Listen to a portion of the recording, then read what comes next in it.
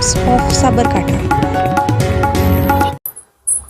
ખેડમાં કેળવણી મંડળના પ્રમુખ અશ્વિનકુમાર જોશીનું તાજેતરમાં અવસાન થતાં મળેલ જનરલ સભામાં પ્રમુખ તરીકે ખાલી પડેલ જગ્યા પર જિજ્ઞેશભાઈ જોશીની સર્વાનુમતે વરણી કરાતા નવનિયુક્ત પ્રમુખ જિજ્ઞેશભાઈ જોશીએ ગુરુવારનો રોજ વિજય મુહૂર્તમાં ચાર્જ સંભાળ્યો હતો।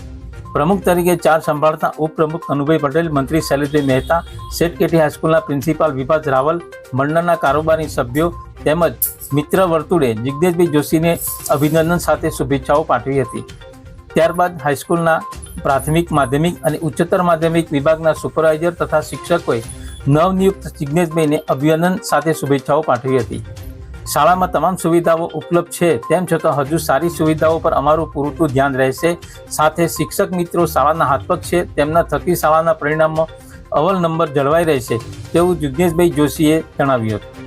શાળાના કેમ્પસ ડાયરેક્ટર કપિલભાઈ ઉપાધ્યાયે સ્વાગત તથા રાજેન્દ્રસિંહ ચૌહાણે આભાર વ્યક્ત કર્યો હતો।